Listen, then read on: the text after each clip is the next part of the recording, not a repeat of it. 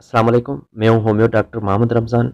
आज का हमारा टॉपिक है ब्लड कैंसर, ल्यूकेमिया। इस वीडियो को मुकम्मल देखने के बाद आपको इस बात का पता लग जाएगा कि ब्लड कैंसर क्यों होता है, उसकी वजूहात क्या हैं और इसका इलाज क्या है। खून का कैंसर या ब्लड कैंसर आजकल के दौर में एक आम इस्तिलाह बन चुकी है। ये एक बीमारी है जो बराह रास्त खून की रवानी के निज़ाम पर असर अंदाज होती है। ल्यूकेमिया एक ऐसी बीमारी है जिसमें हड्डियों का गूदा, बोन मेरो, मुज़र सेहत या एबनॉर्मल सफ़ेद खुलिये WBC बनाना शुरू कर देता है। इस कैंसर से साफ खून के खुलिये काम करना छोड़ देते हैं। इस मर्ज के जरासीम खून बनाने वाले रेशों में पनपते हैं, जिसका एक खास दौरानिया होता है। उन्हें हम कैंसर के स्टेजेस कहते हैं। ब्लड कैंसर की अलामात में भूख का ना लगना, वजन का तेजी से कम होना, सर चकराना, अजलात में दर्द और उल्टी, आंतों के कुदरती फैल में फर्क, लगातार कब्ज या दस्त रहना, लगातार गैर फितरी खून का डिस्चार्ज और बहुत ज़्यादा थकान, इन्फेक्शन का सही ना होना या बार बार बुखार का आना, जिगर और तिली का बढ़ जाना, रुक रुक कर सांस का आना और एनीमिया, खून की कमी वगैरह।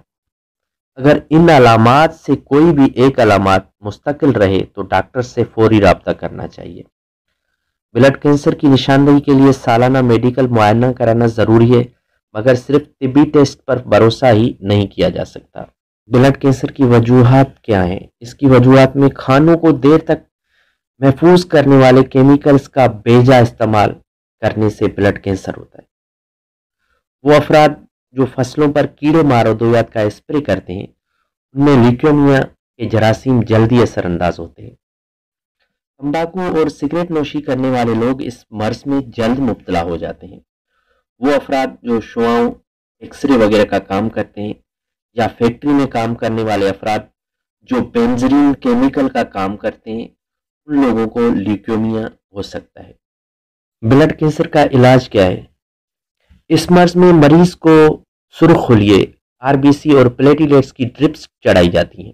इन्फेक्शन दूर करने के लिए एंटीबायोटिक्स दी जाती हैं। मरीज का यूरिक एसिड लेवल ठीक हो तो उस सूरत में थेरापी की जाती है।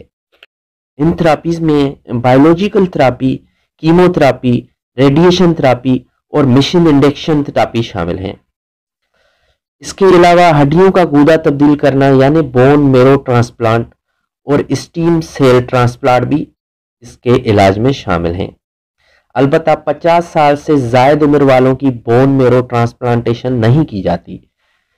इस मर्ज में सर्जरी इतनी मुअस्सर नहीं होती।